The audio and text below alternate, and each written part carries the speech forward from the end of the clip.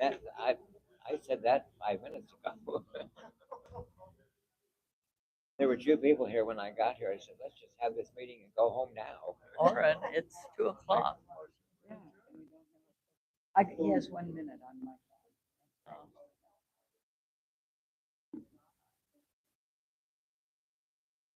He's here. I just didn't see him.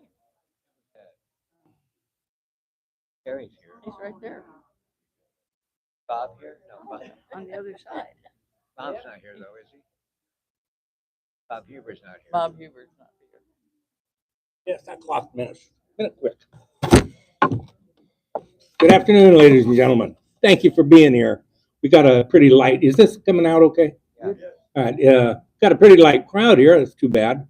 Maybe the inclement weather going to keep people in the rooms. I don't know, but thank you for being here. It is 2:00 and the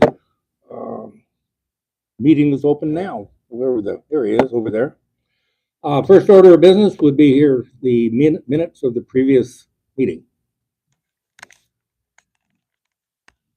Okay, can you hear me? Yeah. Okay. This is minutes of the Resident Council open meeting of October 23rd, 2024. The meeting was opened at 2 p.m. by President Orrin Benedict.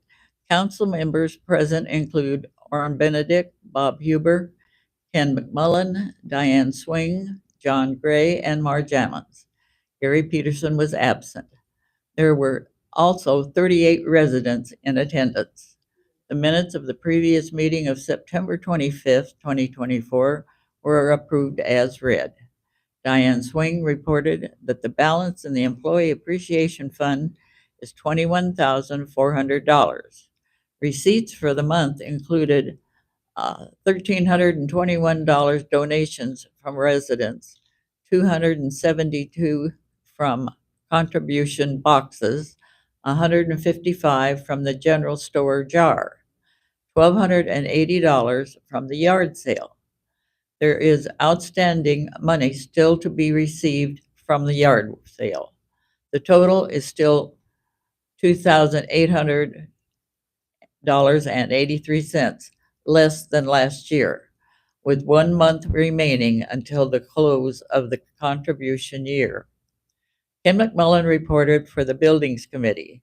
In addition to items that were completed, he reported that this committee will expand their responsibilities to include the exterior of the buildings.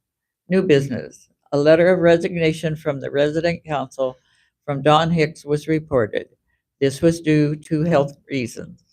Marge Ammons was elected to serve as secretary for the Resident Council for the remainder of the 24-25 council term. Ken McMullen was elected to serve as representative to the Board of Trustees for the remainder of the 2024-25 council term.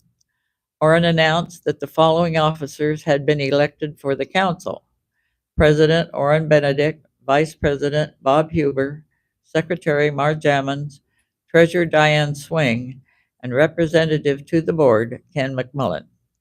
John Gray spoke regarding resident contributions to the Employee Appreciation Fund and encouraged residents to support our employees by giving to this worthy cause. Orrin reported that the yard sale was successful and that all leftover items would either be saved for the next sale or distributed to the thrift stores in the immediate area. There being no further business, the meeting was adjourned at 2:25 p.m. Respectfully submitted, Marge Ammons, Secretary. Thank you, Marge. Are there any comments or questions, corrections of anything in the minutes? There being none, what happened there? There has to be a motion. I move that we accept the minutes as read. Is there a second? I second. So be it. Thank you. All in favor, say aye. Aye. Opposed? Thank you very much. Now, Now, the minutes are accepted as read.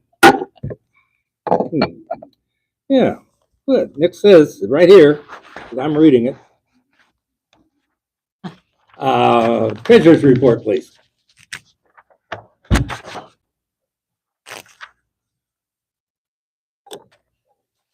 Well, at the end of October, last month when we reported, it was $21,400.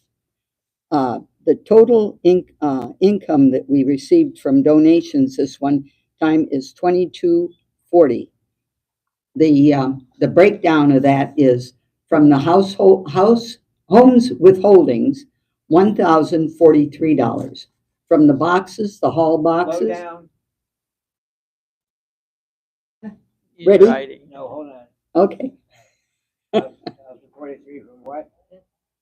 From the homes holdings.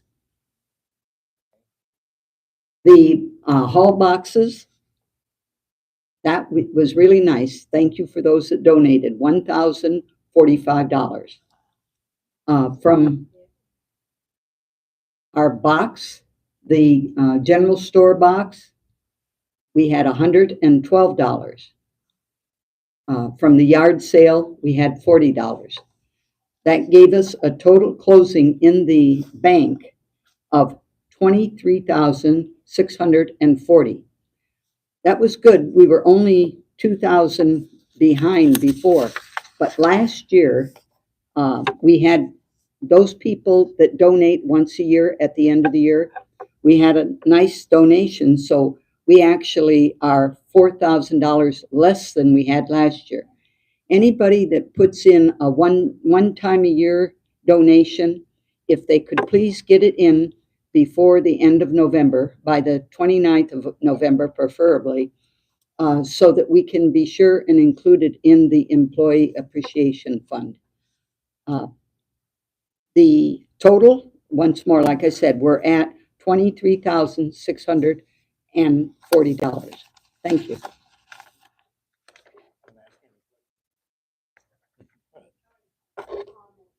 Yes, ma'am. Just remember, because of the holiday, Thanksgiving, you want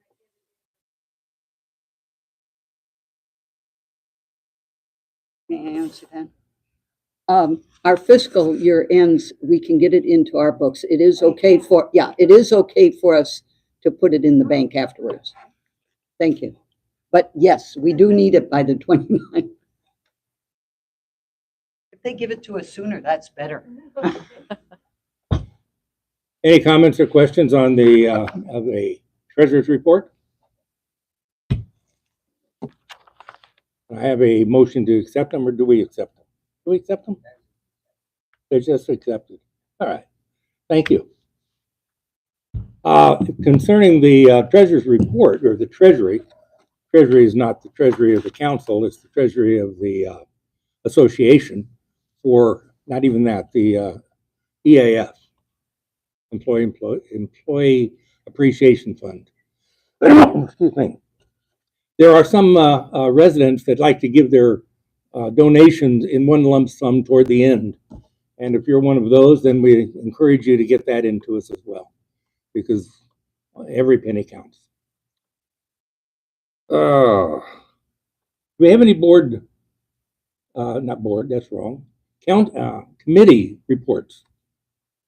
No? Okay, Ken, you are the budget committee? No, No? Who are you? buildings. Building. Yeah, that's close. Thank you. The buildings committee was not able to meet this month. One staff liaison member was on vacation, and we had another person that had a medical appointment.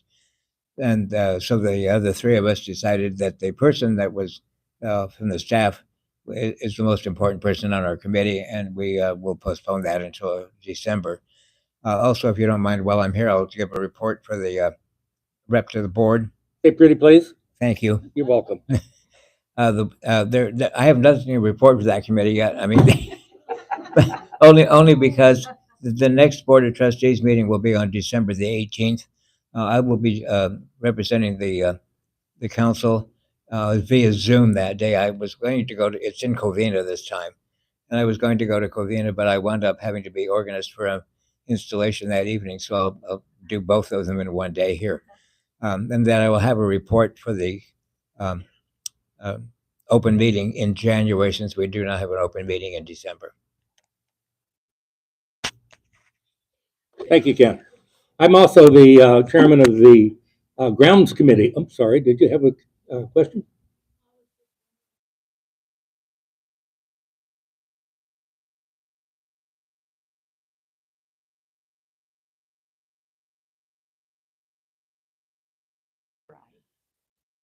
We don't counsel I'll it. address that.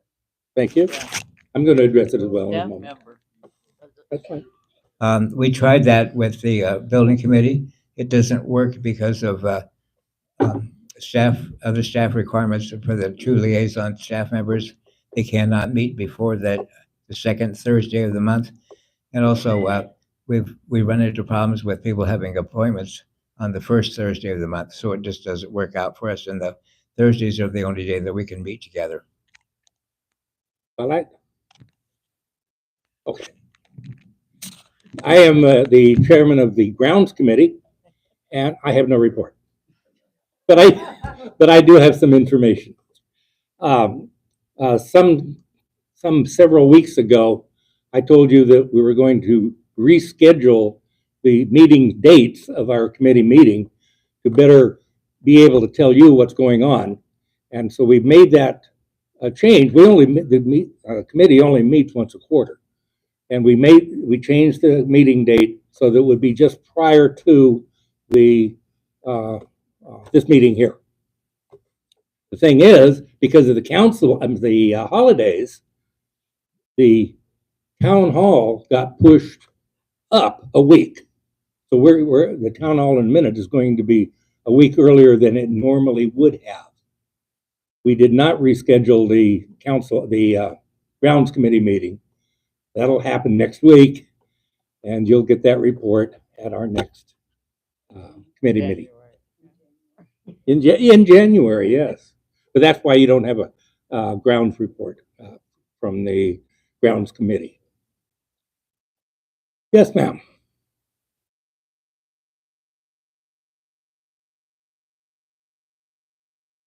Right now, we're talking about the grounds committee. Can you hold that until time? Please. Well, as it turns out, that's all I have. So the next thing on the agenda would be old business. We don't have any old business. Anybody have any old business they want to talk about? How about new business? You were asking or saying something, please?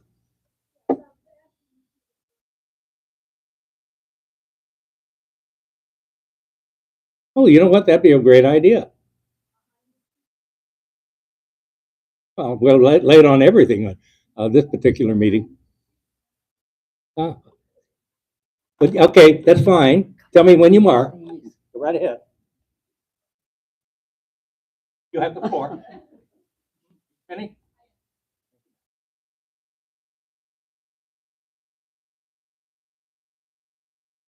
Anybody else have anything they'd like to bring before the council? Yes, ma'am.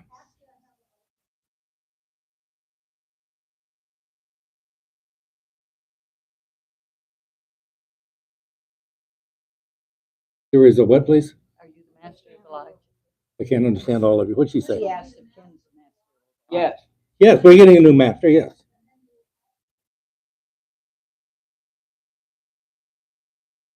yes. Two different things.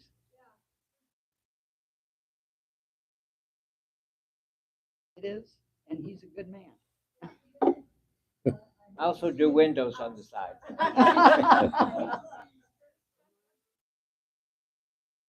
He does justice to all of them. Here, And He that does helps indeed. us out too. let me, here. I'll be just fine. Thank you for your consideration. I'm also an officer in York Right too, so. And I do some work for Scottish Rite on the side. And so as long as I have a schedule and I'm okay, and don't call me after 5 p.m. or before 4:30 in the morning. I can't hear you. I was being a smart aleck. My treasurer here was talking to you guys. I don't know if this is the right time, but Use that. I have a, Use that. oh, You don't know. I don't know if this is the appropriate time to ask this question, but are you involved with the buildings committee? No, ma'am, I am not. Oh, that's you. Okay, then I'll talk to you. Okay. At the memorial service, it was nice because they had pictures. I was wondering, all the pictures that we had in the dining room, if we could make out here in this hallway between here and the elevators, that we could put up some of those pictures as a permanent memorials area. I don't, who you would pass that by, I don't know.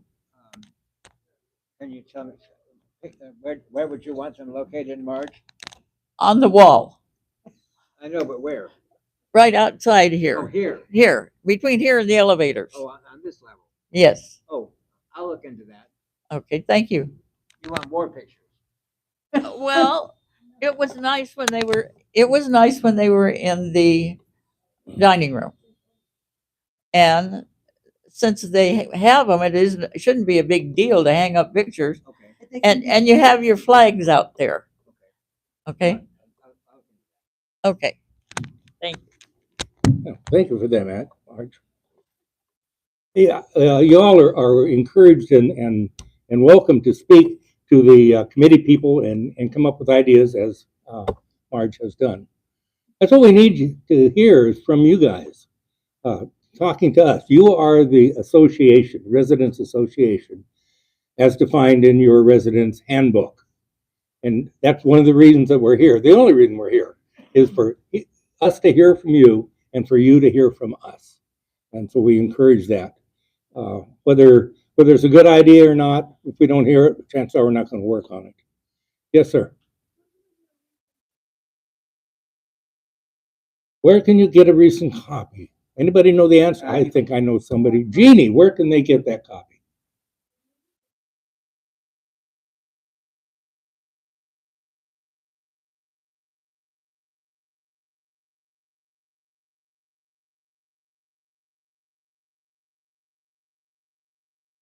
Jim.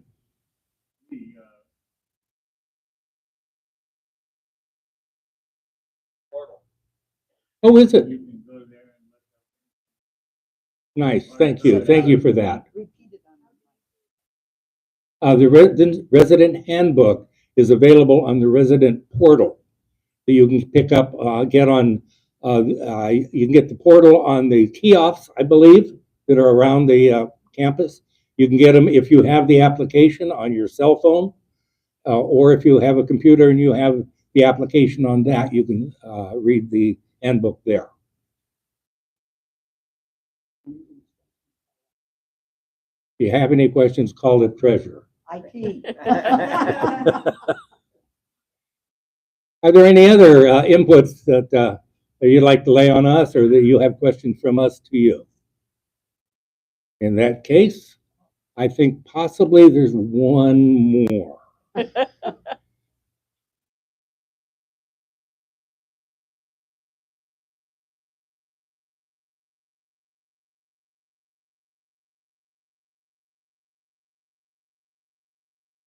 I can tell you what the date on it is. If you give me a minute. Unless y'all need it. I'll look it up right now, but it's taking me a minute. Or see me afterwards and I'll give it to you. I don't know about that, but I can give you the current date. Oh, no. What happened? Yes, ma'am.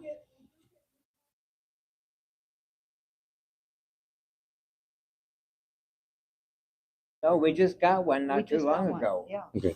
Got one since I've been here. 23, we got one. Yes. Yes. All right, thank you. So it turns out I don't know what the date is in either, but I'm going to find out.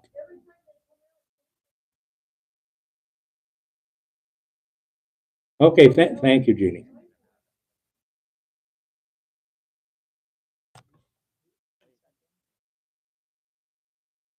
Okay, anything more? Council members, you got something you want to specifically chat about? Again, the EAF fund, if you are the type that does it once a year, God bless you. Please be sure that gets done. Is there a motion to adjourn? All in favor, say aye. I remembered that time. Opposed? We are adjourned at 2:25.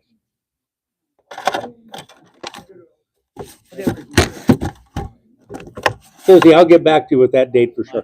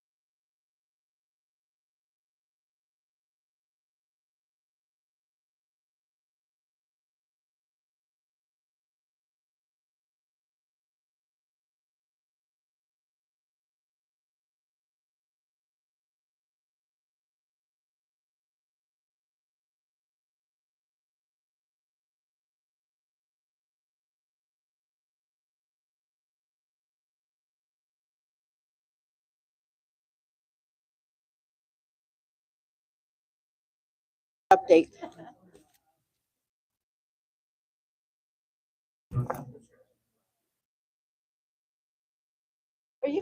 Good afternoon, everyone. Good afternoon. We want to get started. I know we're just a little behind. We're running a little behind, but we're going to get started. We have lots of things today to do. We have our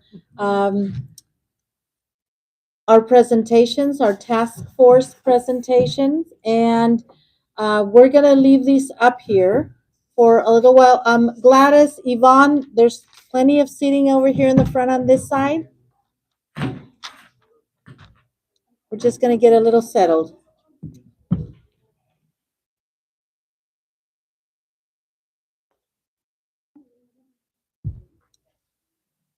All right. Good afternoon, everyone. Thank you. I wanted to, first of all, welcome all of you and all of you watching at home. It's a very important town hall. A couple of things. This is the last town hall of the year because, as you know, we kind of take a little break in December because of so many festivities that we have that are going to be coming along. So we have that. The other thing is today is our special meeting. We started with our task force. A lot of you were part of the task force through the years. Now let me just clarify something. We have task force. In the task force, when we started this, it was due to the resident survey. Last year, we had a resident survey and we did not circle back with you. Everybody thought nobody did anything, nothing is happening because that was my fault. I take full responsibility. We did have a lot of people working on improvements, opportunities to do things a little bit better, but we never came back to tell you, hey, this is what we did, this is what happened. So we decided, we decided we needed to come back to you and tell you where we're at, what happened since we started we started with the not the task force, but we started with a focus group, and then that became a task force. So we have 5, and I just wanted to let you know that the when we took some of the items from the survey that were low, the low scores of the survey of that you all filled out, and we took a couple of things that were working very well because obviously we want them to continue to work very well. Let's not get that confused with the resident committees. Okay, the resident committees are something that is going to continue, that is going to continue. We have the building, the grounds, and the budget committee. So those 3 committees will continue. It's an ongoing because there's always something to do with those 3 committees. The task force, it was due to the survey, and this is closing that loop and making sure that you see what we did. So that's where the presentation is.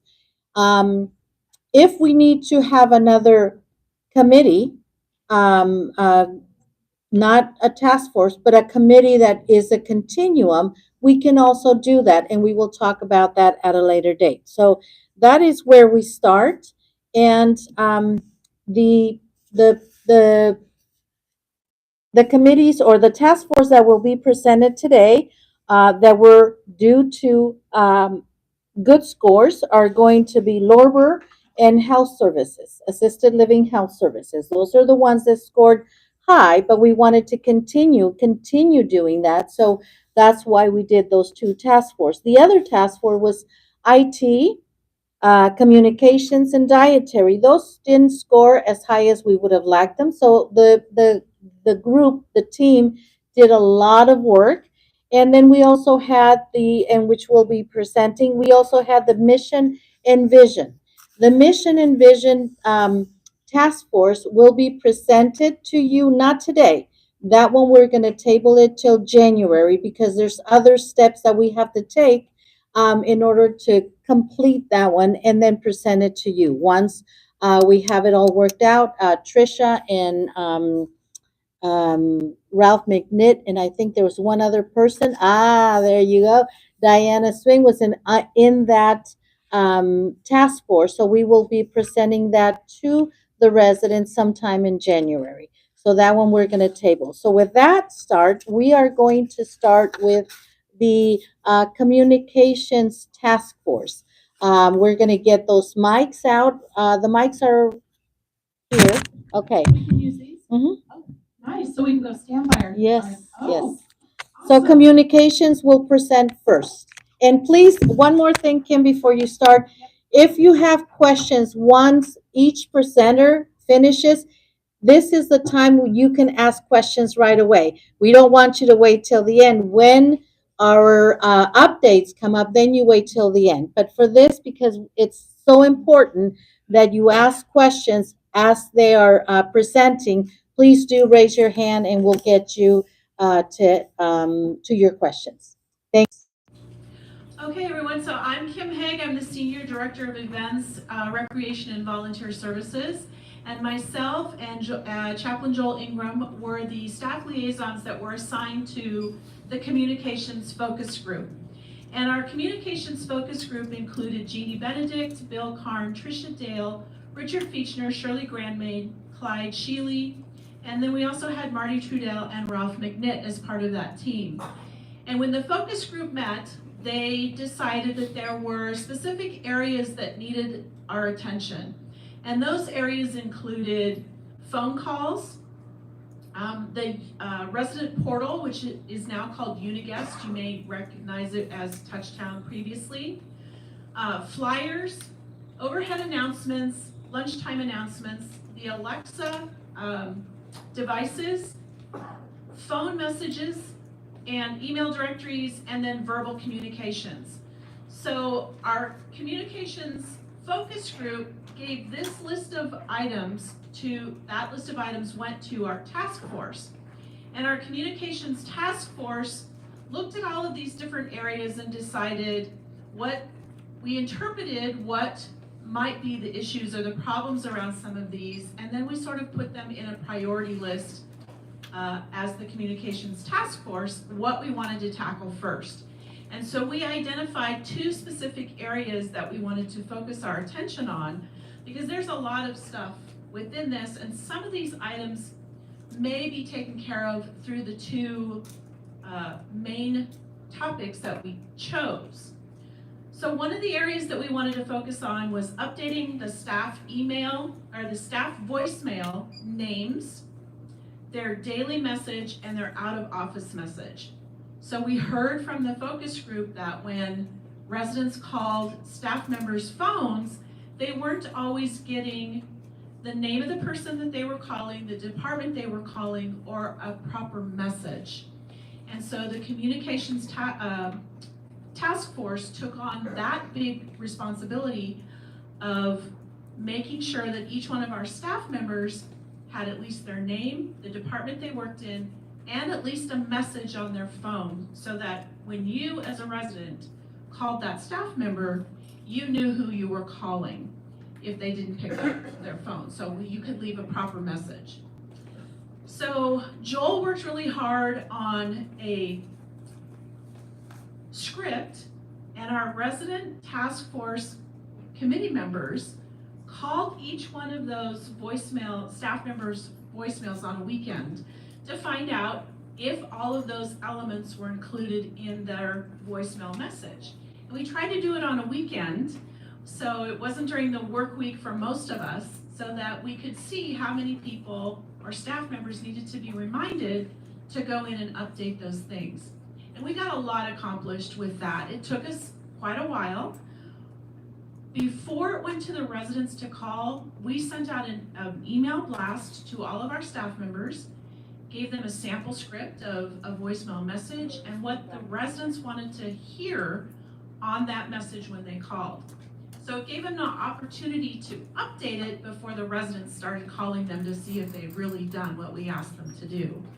And we got about 85%, 90% of our staff members who have done just that. They've updated their name, their department, and their message.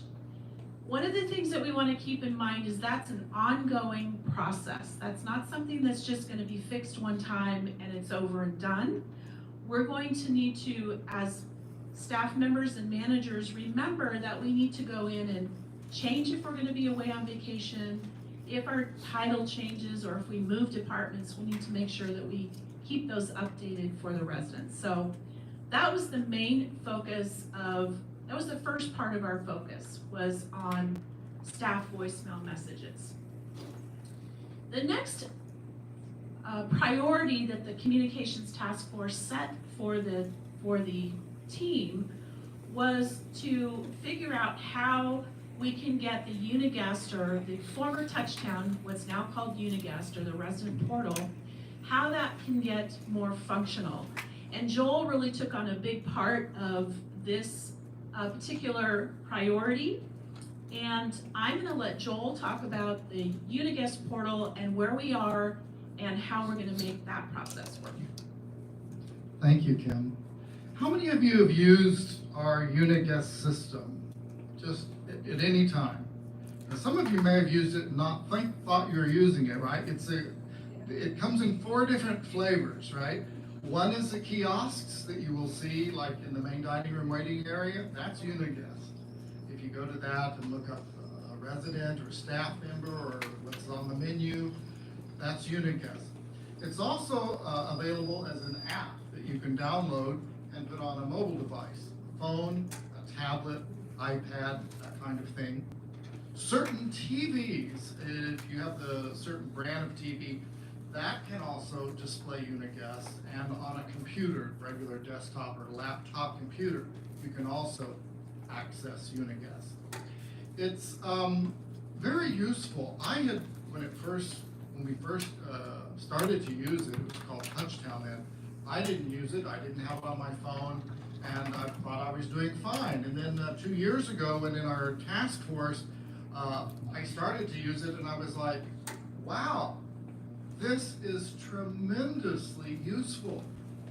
We have our little paper phone books that Jeannie puts together. Thank you. That's very useful. The app is wonderful. And I thought, you know what, as a staff member, I didn't know how helpful this was. Other staff members likely don't know, and many residents may not know. And part of that is just the educational part, right? Demonstrating, helping you to sign up for it. So what I'm working on as an outgrowth of something that started in this task force that will be continuing. I told Zola that I want to work on this project because I think it can be tremendously helpful to our community and you. And some of you may think, well, I don't use digital stuff, but you might be surprised how much you find it useful. But I'd like to talk about some things we've already done and then things we're working on in the future related to Uniguest. One of the things we've already done is made clear and discussed with each of the staff areas of departments and people who are overseeing the data that shows up on that kiosk or on your phone. And so those departments are IT, the front desk, recreation department, and administration, and myself. So those areas have specific parts of that app that they are responsible for putting in data, keeping the data up to date and whatnot.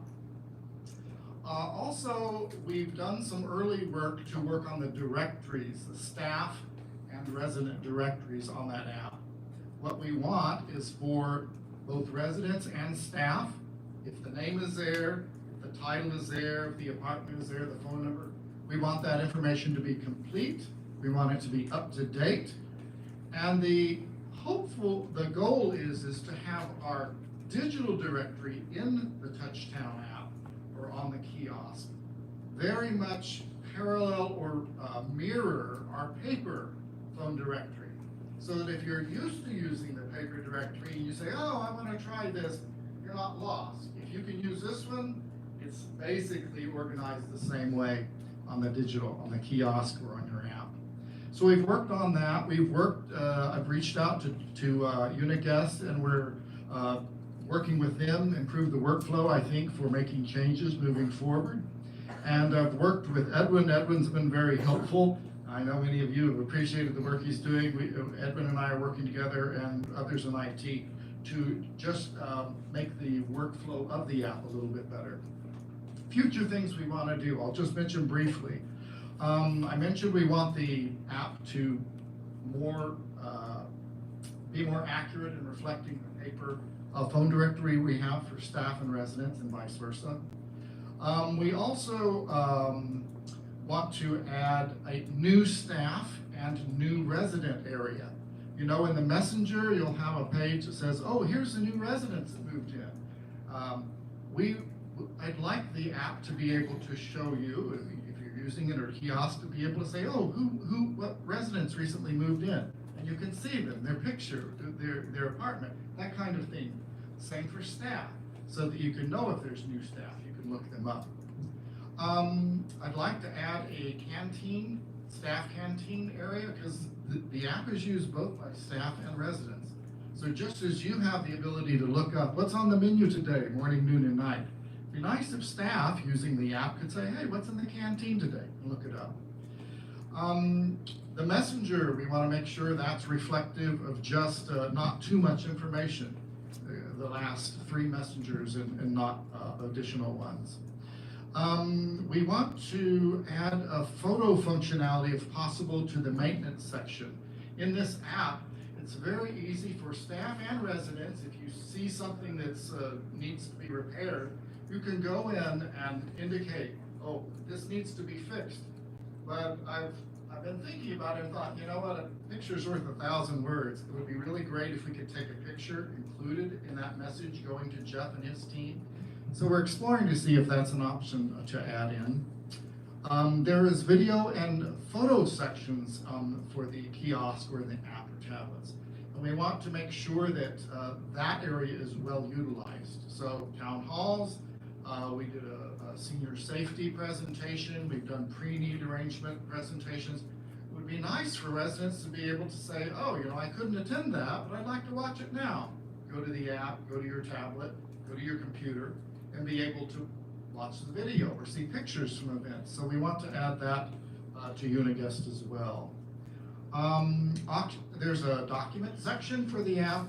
We want to put things in, for example, some of the things I've been thinking of, we want to have so you can look up, just be reminded, oh, when is the gift shop open? When is the new to you shop open? What are the bank's hours? And so in the app or on your phone or the kiosk, you can look it up and see there all of the places for these areas. And one of the other areas we really would like, or looking to improve is, if you've used the staff or resident directory, you've seen, if you go, there's a place for not just a phone number, which you can tap and actually call that person just by tapping, but also it lists their office number or their apartment. But there's a place for photos, and it's so helpful in a community, and it feels so much more like a community if we actually have resident photos there or staff photos there. It also could serve a purpose in the case of a natural disaster, where we actually have on mobile devices, here's pictures of our staff and residents. If we're looking for someone, what do they look like? We're trying to find, it's here. So there's some, we have steps in mind for inviting staff and residents to say, here's the photo that we have of you. Do you like it? Do you want a different one? Do you want one taken for staff and residents? And then finally, to make the app useful in the end, we need to do education. And so I and IT and others will be working with you residents and with staff to say, we've got the system, we've tried to make it useful. First, let's all become educated who are interested in how to use it. And then in that process, also get feedback. Now that you've used it, how can we make it better?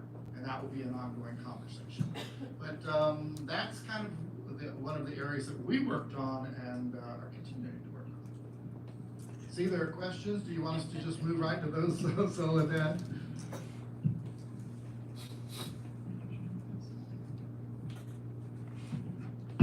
too.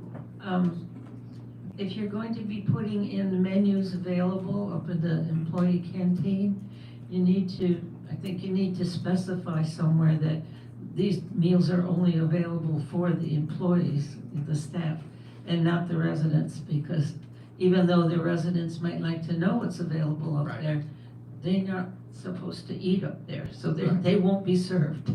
It'll be made clear. It'll be a separate menu and listed as staff, canteen, that kind of thing. And secondly, my name, Marty Trudell, I have never been on this committee, so my name really needs to be taken off the roll. Oh, well, the committee names are gone. I think we had you on our list as one to invite, but then you were on 2 committees, and so you fell to another. Yeah, I'm interested, and I would love to do so, but I can't, so, take my name off the roll, please. No, nobody blame Marty. Thank you so much.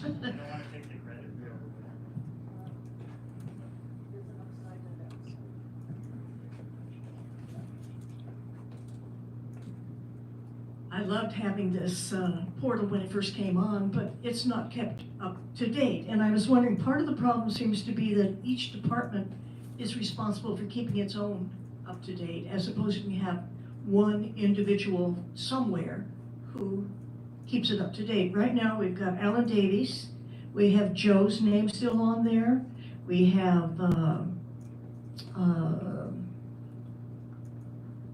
we've got Carlos Badra is still there. Nobody keeps it up to date.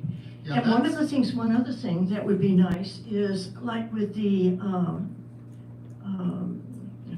pharmacy, it would be nice to have the names of the people we interface with at the pharmacy and their pictures, because I'd like to be able to address them personally. It's very difficult to do. Both suggestions very good. In terms of the up-to-date, that's kind of where I started with. We have talked with the specific people who are over different areas. We don't have one person over it because frankly, it would be too big a task for one person to maintain that data. But we have streamlined the process. We've identified who is best to be over specific areas, and the updating process is not only taking place, but will be maintained. In terms of the photos and people in pharmacy, that's also an area we've already are looking at and are working on, so that, again, if you look at the phone directory, for example, if you go to the banking section, finance section, it lists different people, Jocelyn, Lisa, and others. If you go to Touchdown, it's not there. So we want them to reflect each other, and they will, yes, with photos. Thank you, Joel. Ariel from IT uploaded the UniQuest community on my phone, but it doesn't like my username or password. How do I correct that? So there are some administrators for Touchdown. I'm one of them. So if you use Touchdown, or if you have Uniguest, the old name, if you have questions, do stop and ask me. I'll be happy to help you, or to suggest someone else who can. IT, Edwin, and others. Don't want to beg them for it, but IT also can help with this. And I didn't go into it. We don't have time for it, but we are adding also Uniguest education, brief education, to our new move-ins. So when we meet with new residents that have moved in, one of the things we'll be doing with them is asking, would you like this on your tablet or computer? Setting them with the username and password and such. Yeah,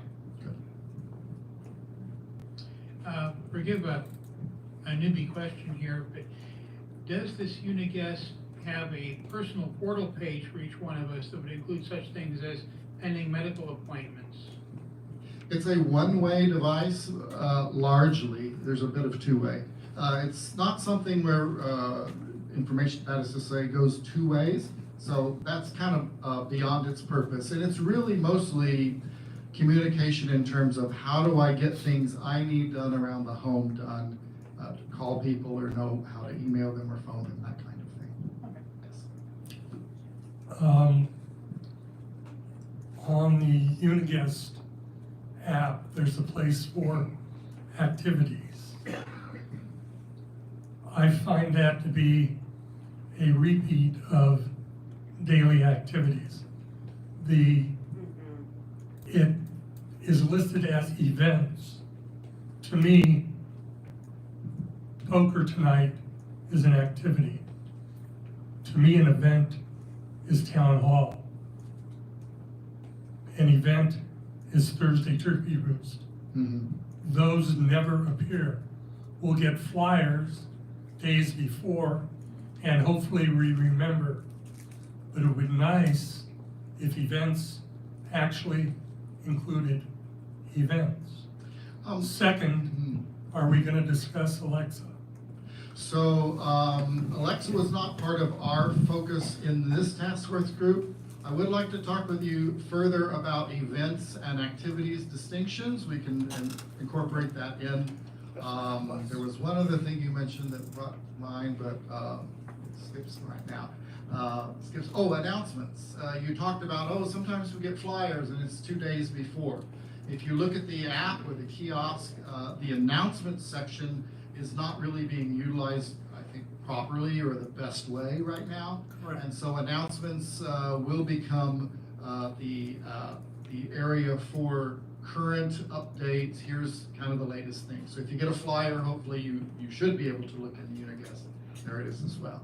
I know we're going to need to shut down on this one because we got a lot of groups. Jim. Joel, I think one of the things that are kind of critical in a lot of ways in the resident directory and in the staff directory, and particularly in the staff directory, I think it's really important that we not only have the phone number, but their email address. Now, at the resident level, I can understand where there might be some people that don't want to put their email address out there. But it's an incredibly good way to be able to be in touch with each other. So to the extent that you don't have a personal problem with it, I think all of you should do that. So we not only don't have a personal problem, but that is part of the plan moving forward. Specifically, any staff member that is in the directory that has a home assigned email, that will be listed there. Not their personal email, but their home assigned emails, yes. And phone numbers, again, it will have an office, and at the staff member's choice, they may put additional phone or cell if they want to. I know we've taken some extra time, thanks for it, and anyhow, thank you for your questions, and if you have further questions, Kim or I would be happy to answer them as best we can. Let's give them a round of applause. They did a really hard job.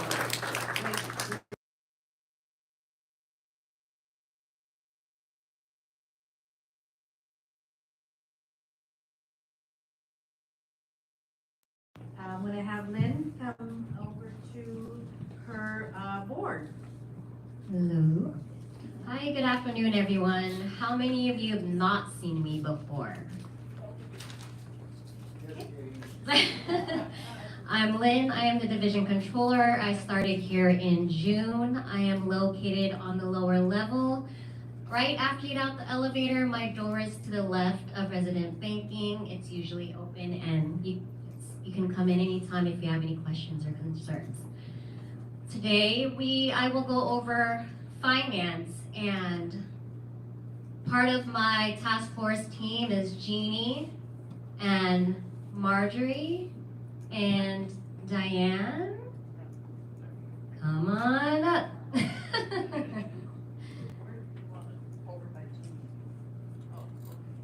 So I had a great opportunity to have a task force meeting with them prior to today, and we did a follow-up as well. And there were 3 concerns or issues that were brought upon our task force meeting, and we will discuss them now. The first. Okay, one of the concerns we had and had been brought to us with many people, and it was just discussed in communications, was the fact when somebody called, particularly the accounting office, they didn't know if they had gotten anybody. They didn't know who they had gotten. And so that was our problem. And how did you solve that? We solved it by creating a UC Finance hotline. We do have a log for each day and a time slot throughout the day from 8 to 5 that you can see down below, where everyone in the finance department, and you'll be able to see this when you come up and take a look, has a 2-hour time slot throughout the day to answer the phone. So there'll always be someone to answer the phones if you have any questions in regards to finance, such as your pension, your banking, trust fund account, and that nature.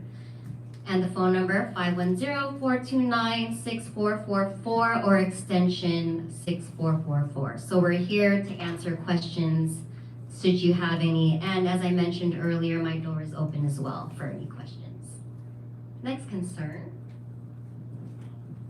There was a big concern regarding when pensions were posted in our statements. I happen to be one that often there would be no deposit. So it was a concern because you never had the right answer. But Lynn has worked it out. I don't know how she did it, but now my statements are correct. I get an additional little entry of the deposit that was actually made. So if any of you had problem with not having a deposit on your statement, check with her because she's made it work for me. So in regards to the issue, so basically the pension and the SSA, the income, when it was received, if it's received on the 26th through the 31st, which is towards the end of the month, and due to timing issues and when we deposit it into primarily it's the trust fund account, sometimes residents may see none on their statement and think that there is no money there. But in actuality, to fix this, for example, if on October there isn't an income you see on your trust fund statement for those that have it, I then include what is called a prelim statement, so it would be the November statement showing that it is there in your account as of November, as of now, to confirm and inform and show you that it is there, instead of you wondering, is it there because you don't see it on your October statement, which is a prior statement. Thank you, Marjorie, and thank you, Jeannie. And the final concern. That solution didn't work for me. I wanted to have complete control of my money. I wanted to know how much I was getting and how much I was giving to you. How did you solve that? And you're asking for so much. No. The way that we solved that was now residents have the option to have their income go directly 100% into their external bank account, and then we withdraw 75% of it on certain dates of your choosing, which you fill out a form for. Thank you, Diane. So those are the concerns, the issues, and that's how we resolve them. Are there any questions or concerns? Yes. It's not a question, it's a...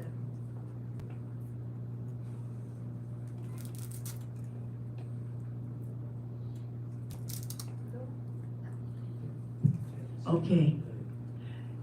Last year, from October through February, I had errors, many errors on my statements, and it took 5 months to get that cleared up. This year, I had 2 errors on my statements in October. I took it in and showed it to Kathy Bezos. I was told it'll be taken care of, and within a week, I had amended statements, and I want to say thank you. You're welcome. I'm glad to hear you're, happy with our service.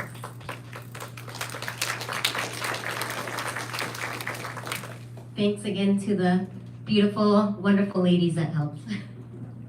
Thank you, Lynn. That was wonderful. That was great. Okay, moving right along, I would like to have Gladys and Yvonne do their presentation on their task force.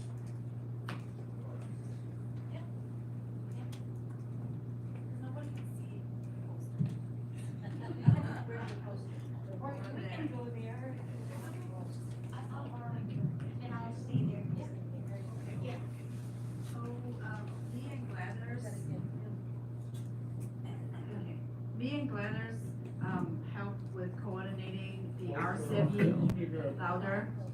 Okay.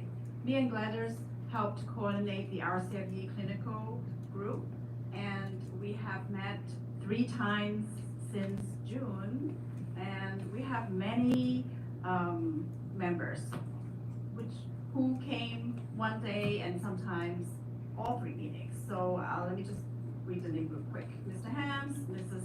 Strudel, Mr. Field, Mr. Fishner, Mrs. Preedy, Mrs. Wally, Mr. Whitcomb, Mr. Glenn, Mrs.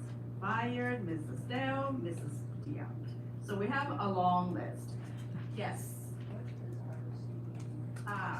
Okay, so RCFE means Residential Care Facility for the Elders, which is us in assisted living and independent living. So it's RCFE versus SNF. So all of us here, of you here, and then the skilled nursing is completely separate. Okay, so all of you. All right, so our concerns are mainly the clinical side, like regards to anything about health, like pharmacy, the Saddam clinic, the assisted living side. So we asked the residents if they have any concerns, and it's more like a combination of informational meetings as well as addressing their concern and acting upon it. So let me just go over the main ones that the residents brought up. The residents wanted to clarify how many massage therapy and chiropractic sessions are covered by the Masonic Home every year. Any answer? Yay! Yes, correct. So 14. Yes. So the Masonic Home will cover 14 treatments up to $960 max per calendar year. And anything over that, your account will be charged by Bertina. So, because somebody has other, thinking that it will be more, even with the doctor's note, it's up to 14 sessions. Okay, Gladys, return. Yeah, if I can add a little bit of information on that. So yes, we do give you 14 sessions, and the chiropractor, the massage person is actually really good at tracking the number of visits that you make with them. So I do the invoices, I approve the invoices. So, and let me tell you that the chiropractor, the Dr. Chambers, they're really good at putting the numbers of visits that you've had for the whole year. And Bertina from finance is also keeping track. So we do know when to charge your account and when to charge your account and when we charge it to Masonic, okay? So, but if you should have any questions, please feel free. My door is always open. You can always come to me, and we can discuss those visits with you. And then next one, by the way, my name is Gladys. I'm your RCFE Healthcare Manager, and I've been with you for I think more than 6 months now. And yes, ma'am, Ms. Trudell. 14 are allowed each year. My office is right beside Maria's office, right across the clinic. Okay?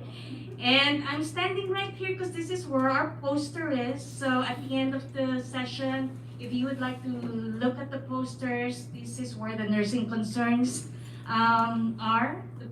Our poster is. And we do have the complaints, the concerns, and what actions were taken. And based on our meetings, I'm sorry I have a mask, but I don't want to spread the love to you guys because I'm a little bit under the weather, so pardon me. So Yvonne talked about, where are we now? Now I'm lost. So Yvonne talked about the number of visits, and then we're gonna go to the next one. According to the comments here of one of the residents that was with us during our meeting, one AL resident who lives in 3rd Adams commented during one medical emergency, she walked outside the nurse's station at night and there was no CNA around. And A lot of you commented that you didn't know who the CNA was, who is a CNA and who is an LVN in our department. So what action did we take to work on that? So what we did is we purchased these oversized badges, and I'm sure you've seen this with all our staff members now. So this longer badge here identifies who the LVN or the CNA is. And by color as well. So, and I've talked to a couple of you, several residents, and I think they're pretty happy with the badges that we have. We also have those table easels, if you notice at the stations, where the table easels indicate already who is the CNA, who is the LVN for those shifts. So I think I think it's working really well, and my CNAs are really so good because they try to decorate the easels as well. So I think they're doing a great job, and I hope that you guys that everybody appreciates it. IL residents meet. Where are we now? Oh, this is for Yvonne. You wanna do this one? Some residents were asking us if they are assigned to see the in-house specialists. For instance, Dr. Chang, who comes as a dermatologist, Dr. Patel, who's the podiatrist, and Dr. Chu, the dentist, or Dr. Mo for glasses. If they have to see those doctors in-house, the answer is no. So if you would like to see someone else outside, just ask your primary care doctor and they can refer you to whoever you like to see as long as they will take new patients. Okay, so that somebody saying, oh, do I have to see this doctor? The answer is no. Okay. All right, so for my territory, independent residents, some of them were making comments that they noticed some information that are in the face sheet. For instance, like if you go to see an outside doctor, the wellness center, the Saddam Clinic staff will print out the face sheet, which is like the profile for you that has your insurance, your birth date, all the information about you, about your allergies, your medical diagnosis, your POA who needs to be called during emergencies are on that piece of paper. That the paramedic wants and the doctor's office wants. So some residents were saying that some information on there were incorrect. For example, the allergy is not correct. Maybe there's a diagnosis there that you didn't have. So they were asking how to correct it.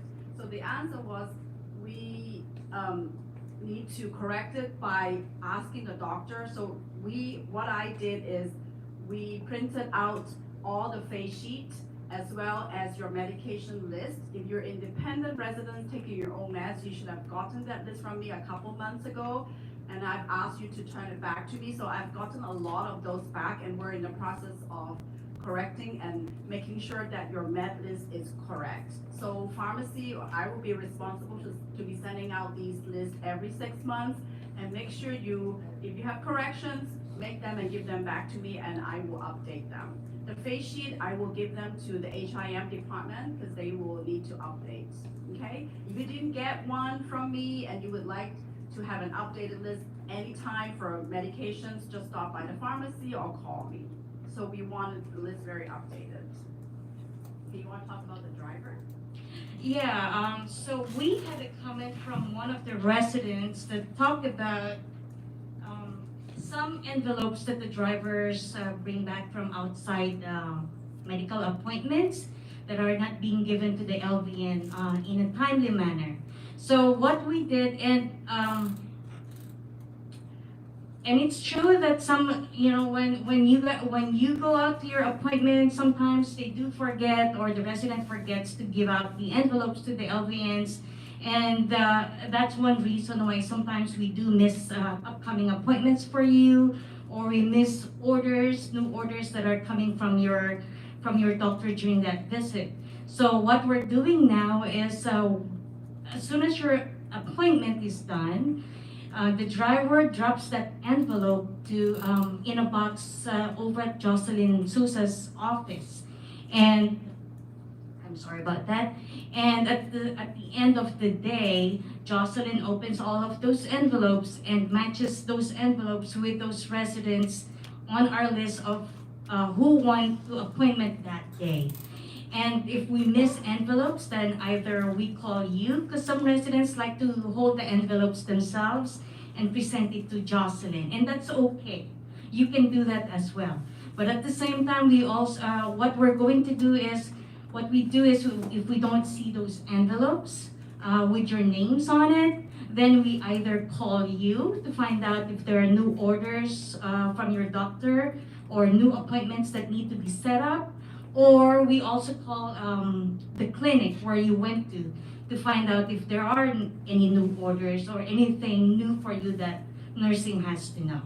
So we put a system, and so far it's been working really well. So, and that's the correction that we've done on that part. Okay, so lastly, yes. Yes, Mr. Gray? Perhaps some of the drivers don't know to take the envelope. On a recent occasion to the doctor, the driver forgot my envelope because it was in my back pocket and I forgot to give it to him. So I took it to the Salon Clinic, gave it to the LVN, and that's how I took care of that. That's fine So too. that's the way to do it. Yes, and that's fine too, and we thank you, sir. Okay, so the last concern that was brought up by a couple of residents in our focus group was that the resident had made some appointments for outside appointments himself before the resident went to Lorber temporarily.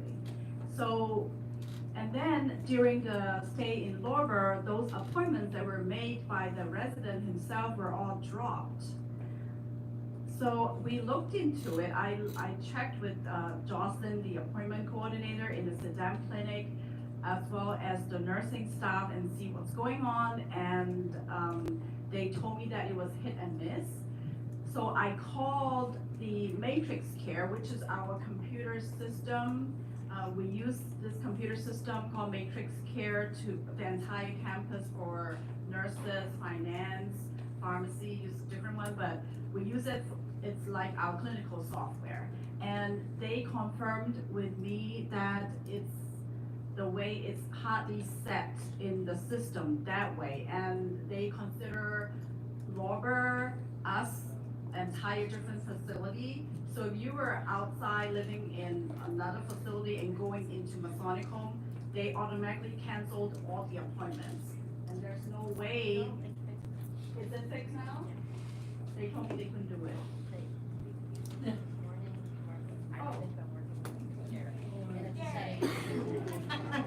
There's your update. Thanks for the update. Sure. Yeah, hot off the presses. So this morning, I did speak to Irene when we learned about this. We went to Matrix Care, as did Yvonne, did some extra investigating and testing, and we found that there was a way to not make that not happen at the original time the appointment was scheduled by Jocelyn. So she has that information, as well as does the scheduler over in Lorber. You just change the setting and it will not cancel that appointment, and it's been tested and it's working. So there you go. Yay. You should serve on And that's about it, but Mrs. Brown, thanks for your comment. I will try to get my staff pictures on the wall, okay? Thank you. Yes, Mr. Hams? Wait, hold on, we have one here first. Okay. Yes, Evelyn? This has been brought up before, but I'm still getting sheets hanging on my door that say I have an appointment in the wellness center, which the signs say is over at the gym. There's gotta be a way to fix that. Thank you for bringing that to our attention. We'll make sure that we make that correction.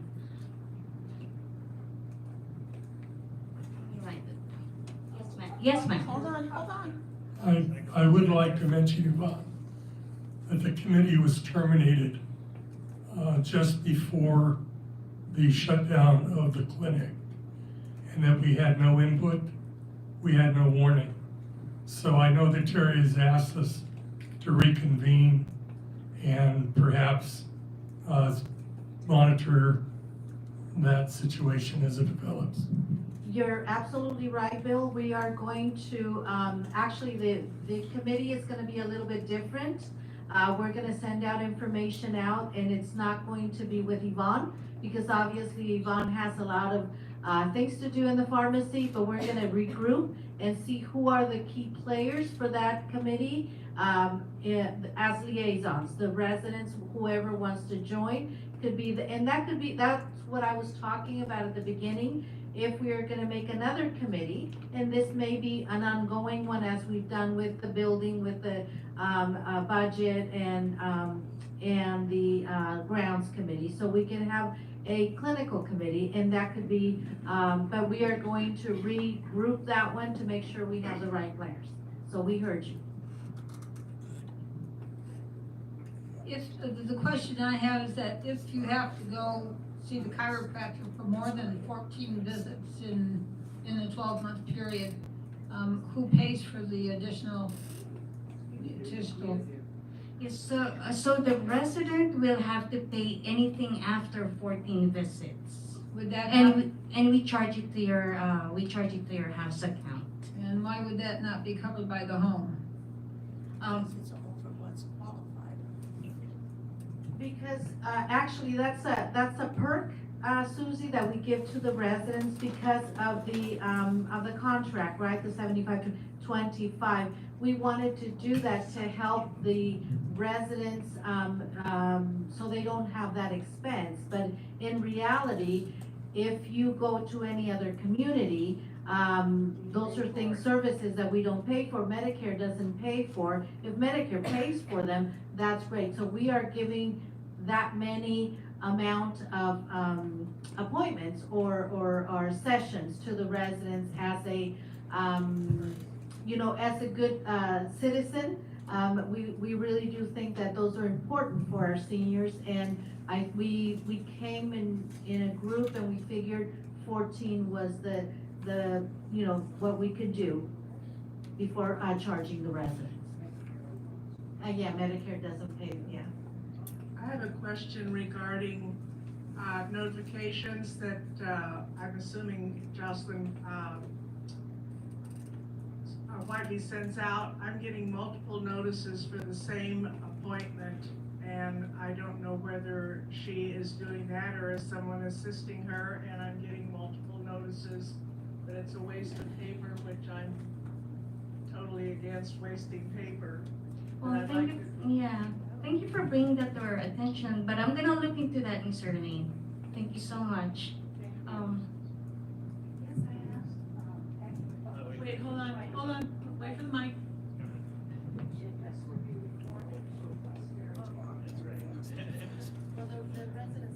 Thank you.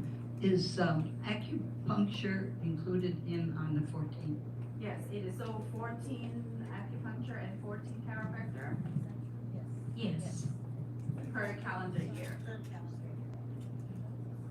Several times I've mentioned that the dental extension still has the 2 in front of the number. So you're getting a different phone number by putting the first 4 in. That's what it reads. The dental extension. For On Dr. the Chu. phone. On the phone. Yeah, it used to be 5 digits. We had to put the 2 in it before we called somebody over here. But it's been years that hasn't changed on the form we get that says, please show up for a dental. Oh, on the appointment slip. Thank you. Okay, that's me.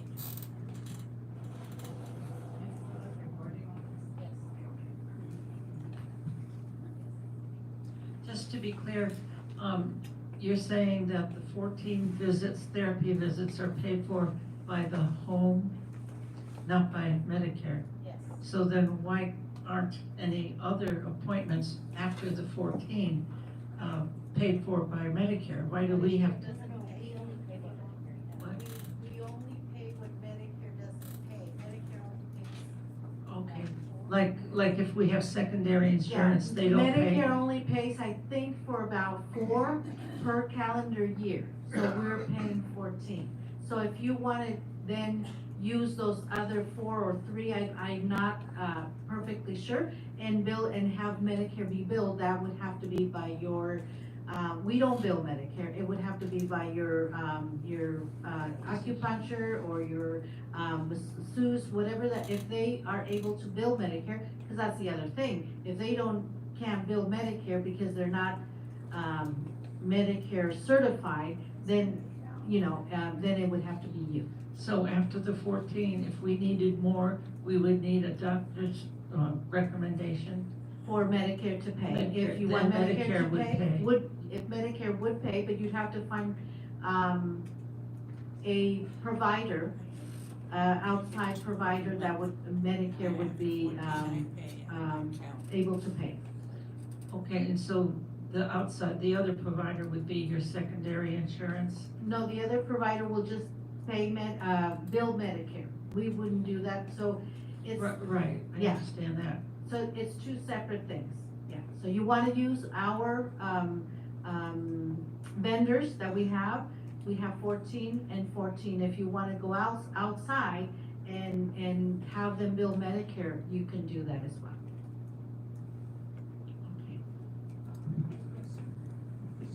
I just wanna remind everybody, we are at 3:30 and we want to finish up with our task force, but go ahead, John. I just wanted to say that with people getting multiple notices for the same thing, sometimes I'll get a notice for something that's a month away. I'll write it on my calendar, I'll set it up on a shelf, and I'll forget all about it.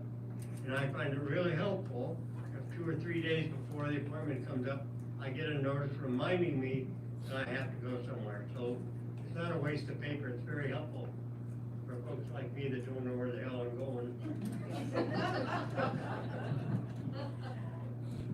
Thank you Okay, so we're much. gonna go ahead and stop it there till we can continue. Please, give a, thank you to Gladys and Yvonne. Okay, we're gonna move right along, and I'm gonna have Cynthia do the Lorber, presentation with, one of our residents.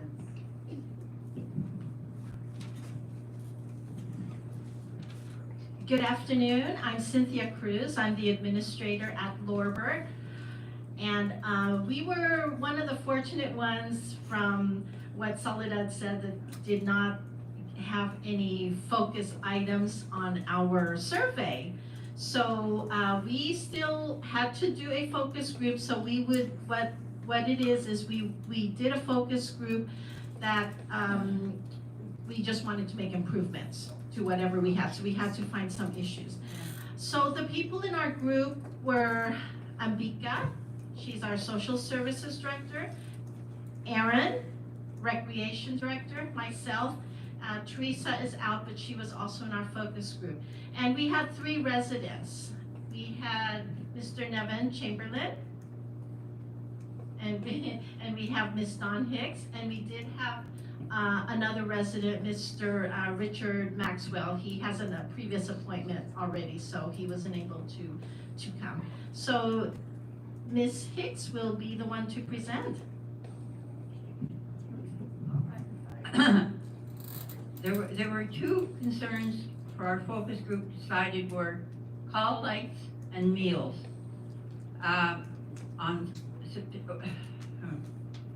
We started first meeting was on September 12th, and we met again and share our progress for the future. Call lights, the result was the day shift is okay. Lorber in service for all nursing shifts will remind the staff to answer the call light quickly. It's sometimes you're really in a hurry to get to need somebody, and they were doing much better, as I can attest because I just got out of there last Friday. Meals, they added small portions to the menu. A lot of us found that it was too much food, and it's a shame to waste food. And dietary observed the residents to see the need for small meals and to decrease waste. So they came and checked our plates after we ate to see if we had eaten everything or part of it or none of it. And they also were able to have soup, hot soup now. They did not always have hot soup, right? Oh yes, and they brought up the alternative menu like we have down here so that people who could have something off the alternate menu if they didn't like what was on the menu. So the dietitian will track residents' meal intake and review portion sizes to prevent wasted food. No longer place the alternate menu on bulletin boards. The always available menus will be laminated for each resident's room. So it made big improvement. Thank you, Ms. Hicks. I just wanted to also add that we did laminate the alternate menu and we placed it in every single room. So when a resident we do have it also in the dining room, but when the resident is not enjoying their meal very much, they can look at the alternate menu and they can ask for it. Or if they're doing their menu and they don't like something, they have that alternate menu with them at all times. As far as the hot soup and the hot coffee, they were saying that there are times that, like what Ms. Hicks said, is that it was kind of cold by the time it got up here. So what we did is we worked with dietary, and they would not dish up or pour the coffee or the soup so early, so that when tray line goes, they used to do a lot so that it would just flow, but they would do it in small sections already. So that really improved the temperature. Anything else? Thank you very much for your attention.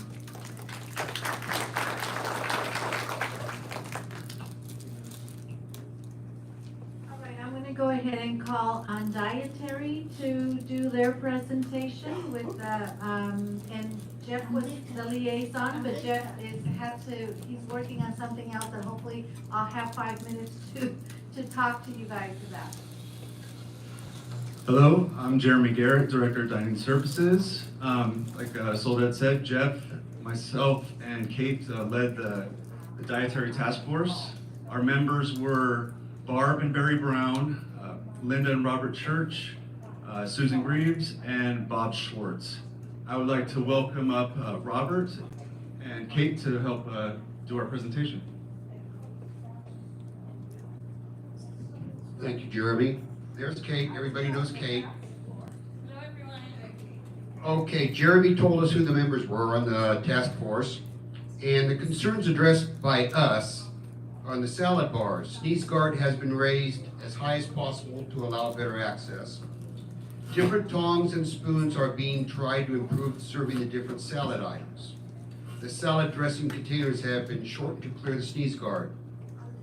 Dining room layout, as most of you have seen, tables and chairs have been arranged to allow better overall access. Wheelchair and walker parking areas have been designated to the right and left of the dining room for those who are able to do that. That's to the far right, kind of around the corner, and to the far left around the corner. The wheelchair and walker parking areas have been designated to the right and left. You said that. A big thank you to those residents able to park their mobility asset devices where they allow better access to all our residents. Server training.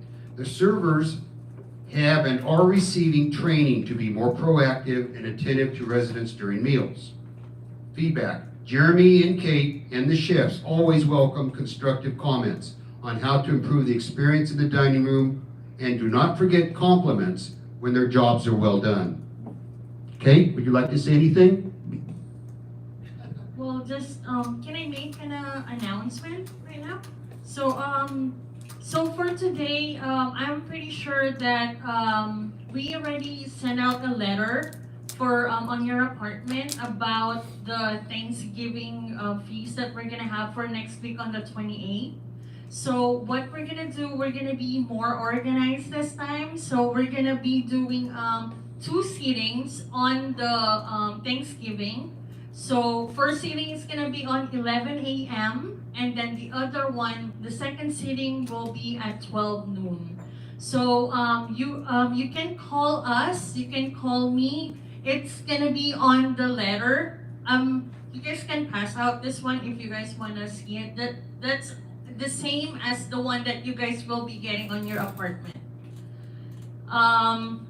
The numbers over there are specified, and also the email address if you wanna contact if you have any of your loved ones coming. Also, for if you have any visitor that's gonna be coming for the Thanksgiving feast. It's gonna be there, so you guys can call us on our extension. Elaine and I will be open to talk to you guys about it. But again, there's gonna be 2 sittings. It's gonna be 11 a.m. and 12 noon. You guys can pick if you guys wanna reserve a spot on the dining room. It will be open for both of you guys. And also, we're gonna have a hostess that will be guiding you in the dining room, which part of the dining room you guys are be seated. Let's say if you have a reservation for 5, it's gonna be organized on the dining room. It's gonna have your first and last name and your party on that area. So it's gonna be divided into 2 sections. So 1 for walk-ins and 1 for reservation. But again, there is a hostess there that will guide you and direct you to the right direction on the dining room. So when you reserve your spot, it's gonna be nice and organized when you guys go to the dining room. Yeah, but it's gonna be buffet style again. Well, it's, let me know if you guys have any questions and concerns. Yes, hon? I'm a little confused about, when you're talking about seating on the left and on the right, or the parking your convenience on the left or the right. If I don't know how you're orienting yourself to the room, I don't know where left is and where right is. And are you talking about in the dining room itself or in the waiting area? Can you be a little more clear? Yes, so again, we're gonna have a hostess on the dining room. She's talking about Oh. the dining room. Oh, the dining room layout. So when you're facing, okay, as soon as you came in, the left side is gonna be on the left side. You know where the condiments are. That's the left side of the dining room. And then on the salad bar area, that's gonna be the right side of the dining room. Yeah, so it's all the way around in the corners of those sides. Any more questions?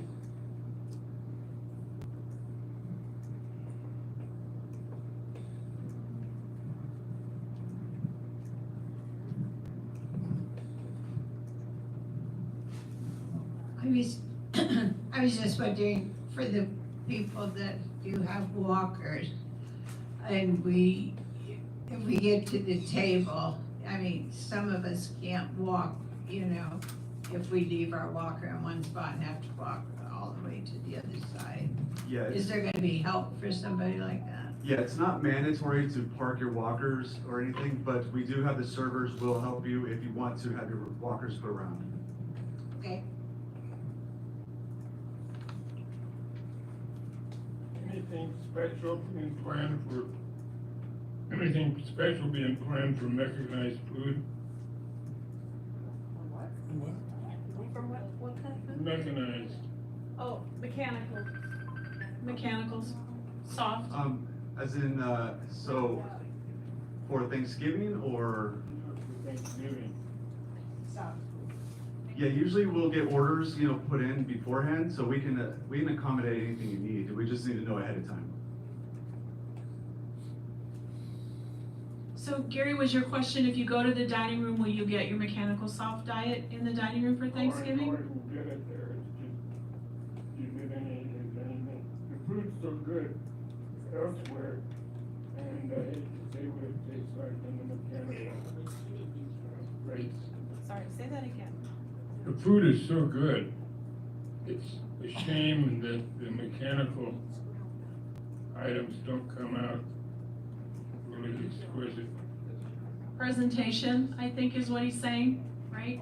The way that Well, it looks. that's the presentation, but the taste. and the- Yeah, when you have mechanical, it's the same, but the texture obviously is different, right?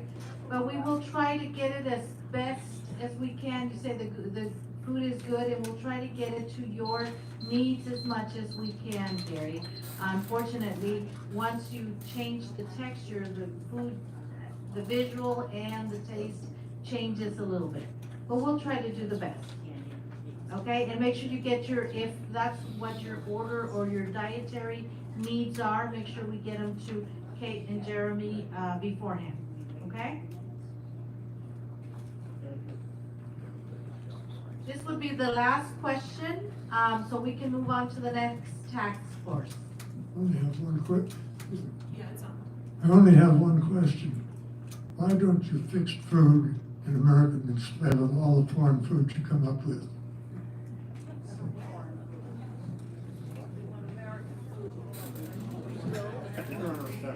Okay, Ron, I think we didn't hear you very well, but I think what you wanted is to have more American food, is that what it is? Yes. Okay,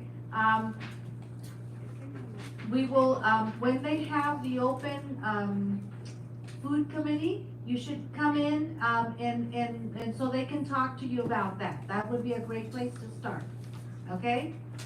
Thank you. A round of applause for our dining room task force. And we have one last one, and that is our IT. We saved the best for last. And Edwin is going to talk to us about the task force and Soul. Hi everyone, my name is Edwin. I work as an IT supervisor, and it's my first time doing a town hall. It's the poster I create. I promise this time I will make a microphone size. Even I cannot see that, so don't worry about it. So it's my, yeah. Okay, yeah. Slow down. Okay, all right. So it's my honor joining the IT focus group. I would say the most frequent questions I have answered in the last 2 years is, who are you? Yep, so I work as an IT supervisor. So 99% of my time work on staff tickets, and I also work on the infrastructure. So what I do is Slow down a little bit. I think how to improve the infrastructure of the IT environment, servers, network, something like that.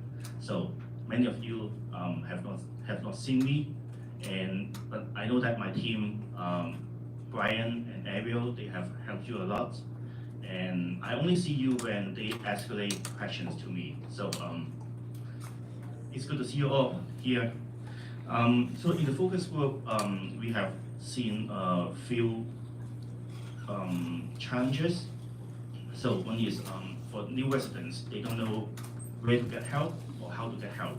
So what we do for that is we usually host follow-up call a couple days after the move-in. So we want to make sure everyone has what they want, and what they are supposed to have. And also I heard that some of you want to use Unigas more wisely. So I know that Joe also talked about Unigas in his presentation. So we are working on that. One thing we have done is we have uploaded the IT training materials on Unigas. So if you have missed the last install card training, you can get the handout from there. Well, one last thing is about training. So many of you have want to know more about how to use your phone, how to use your computer, or more about technology. So that's why last month we have hosted Instacart online shopping training. I know some of you have attended to that, and and Ariel did a good demonstration on how to create accounts, how to shop. If you want to see the handle again, that's on you to guess. Well, because of the training, we are going to do, because of this limitation, we are going to do more trainings in the future. Actually, we have prepared different types of training materials already. And in the meeting, in the focus group meeting, we have talked about what topics we want to talk about, like cybersecurity, iPhone, Android, even Windows, even how to create Google email accounts. So we will have training materials on that. And we are also going to relaunch our internal channel. We are going to loop the YouTube training channel again.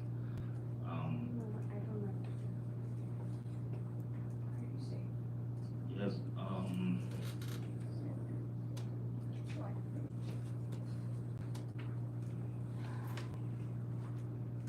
Yeah, I think that's all I have.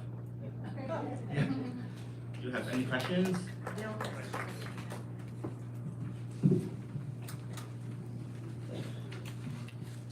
When will staff start responding to Alexa requests?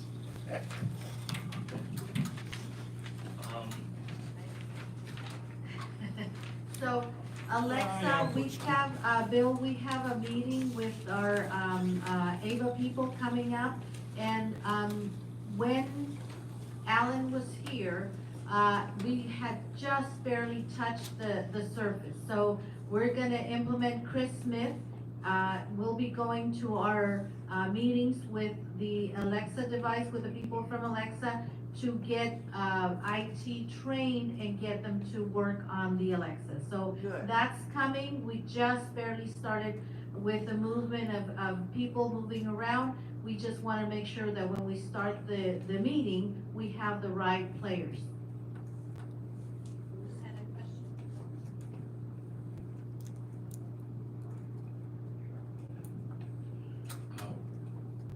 Microsoft Windows 10 support is ending, and Alan Davies, at my request, Windows 10 support is ending, and IT Alan has said, don't go to Windows 11 yet, because it is still, to them, unstable. This was a year ago. Wait till Windows 10 is announced to be unsupported. What is your opinion now of going to Windows 11? Yeah, actually, we just talked about that internally within the IT team. Yeah, we know that Microsoft has ended the support to Windows 10. And actually, after this, it's been a year. So Microsoft has deployed a couple major updates. And since that, I would say we are comfortable to move to Windows 11. And actually, from now on, for all the new computers we deploy to staffs, we are going to use Windows 11 as well. Yeah.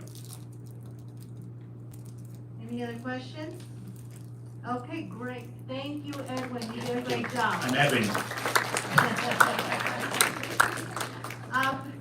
I know it's almost 4 o'clock, but there's one thing that we need to circle back with all of you is about the processes of the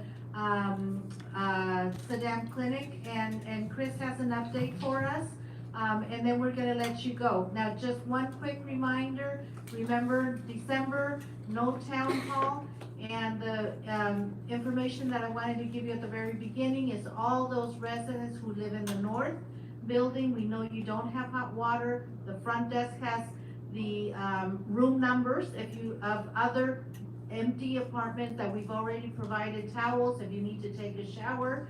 We are hoping, that's why Jeff is not here, we are hoping to get that done end of day today, and if not tomorrow morning. Parts were coming in, but if you need hot water, we have other empty apartments where you can go shower, clean up, whatever you need.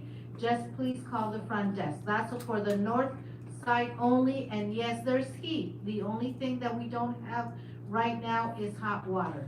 And with that, I'm gonna give it over to Chris.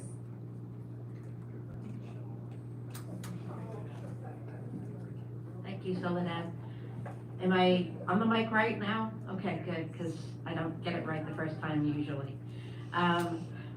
So I know that there have been some questions and concerns and some comments since the changeover in the Saddam Clinic. And we're addressing each one of those individually as we can. But one of the big concerns we heard was about Trident Care and about how we're getting labs and the timing of that.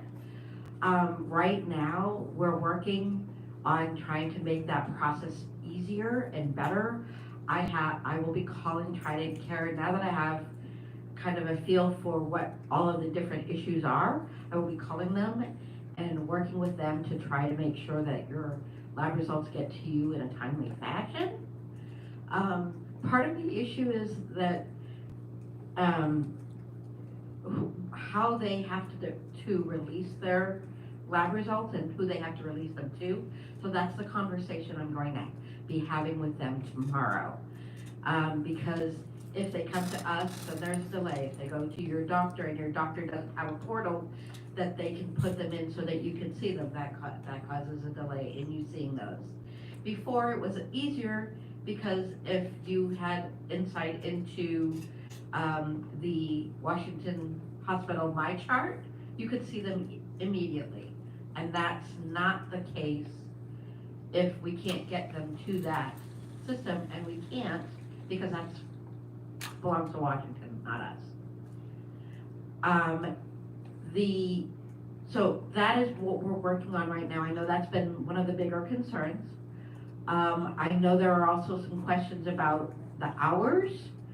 I'm working with Dr. Enidarai to get more time in for MPs in the Saddam Clinic. She has let me know that her NP is wanting to be there on Mondays, so that will increase the days that there is somebody there at that NP level by one at this point. If there is continuing to be services needed and people are going there asking for more and wanting more time, we can look at that as that moves along, but this is at least one step in that direction. When we were told that Hans was going to be here, that's Dr. K's NP, in the afternoon, I was not aware that he was not coming until 3:45, but that seems to be the case, so that will be posted on the wall, on the door, so that everybody knows. I know that's pretty late, especially if you're going to dinner at 4 o'clock or 4:30, but perhaps if you have a need and it's not something that's needing to happen right before you eat, maybe go after, right? So as I said, we're addressing them. We're trying to make progress. I will keep coming back to you and telling you what's happening. That's my goal for today. This is where we are so far, and we'll continue to do that.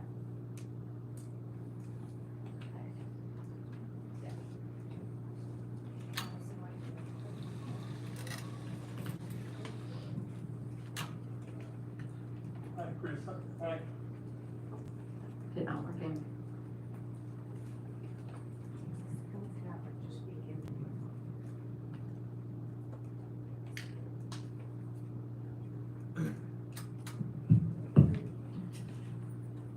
Let's see, where was I? Yesterday I had my blood work done by Trident. I went to Geliza today. She printed it out for me. I will photograph that and attach it to an email to Whitney so that she has it for our Friday appointment. So, complicated but workable. Good. Glad to hear it. That's what we have to. I've been trying to get an appointment with Whitney, and every time I go to Maria's room, her door's closed, or her other assistant's closed. I can't seem to get in there to get an appointment to see my doctor. Okay, well, Maria doesn't do appointments, Well, that that's would what be, they that would told be me. Jocelyn. That's Right? what they told me. I talked to Jocelyn. I talked to Jocelyn, and she told me to go to Maria. Okay, I will, I'm still here.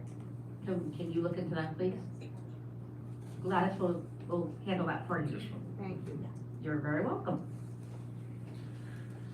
I'm trying to get on a Whitney. Mm-hmm. How do I get there? Because she's the only one that I'm comfortable with. Jocelyn should be making appointments with Whitney just like she did before. So I just Do said we the have same to thing go to there? her. Certainly. Gladys will get on that and find out what the problem is with that, okay? Do we have to go there? Or- Yes. Yes, you have to go there. Or tell. Unless you do a telehealth visit. And she did telehealth on Friday. Yeah, yeah.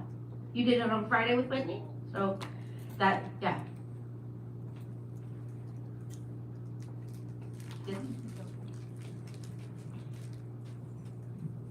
I don't go through Jocelyn.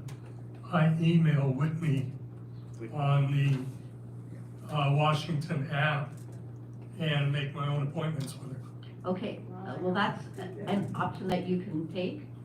If others have that option available to them, maybe you could help them be a support person for them for how to do that. But Jocelyn is the person that we have doing appointments, so we're going to look into why there's an issue with that, and we'll make it happen, okay? Everybody loves Whitney. Any other questions? All right, well, thank you very much for your time.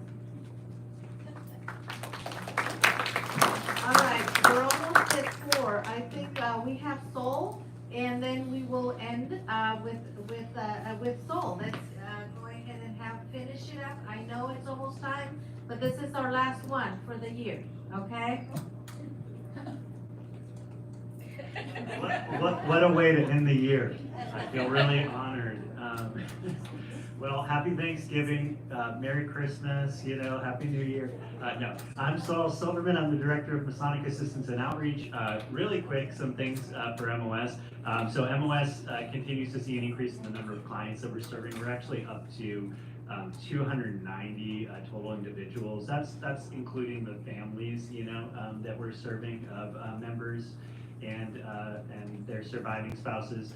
But yeah, we're serving a lot of folks. I also wanted to just announce, you may have seen this in Grand Lodge Communications, but at annual communication every year, one of the awards that's announced is the Joe Jackson Award, which is an award that was created by MOS to honor a lodge that does exemplary outreach efforts for that year. So this year, the winner for the Joe Jackson Award is Oakland Lodge, number 61, which is really exciting because that's a local lodge here. And they did a ton of cool stuff. I recommend, I'm not gonna tell you the whole thing, so it would take a while, but go and watch the, Grand Lodge Communications made a really nice video for the Joe Jackson Award. So if you could go to the website, freemason.org, website and watch it there. It's really nice. It's very moving. There's also a nice article. But I will just share one little thing that they did that I thought was cool is they did a Lyft concierge program where they started a lodge. Lyft is like, Uber, right? So they started a lodge Lyft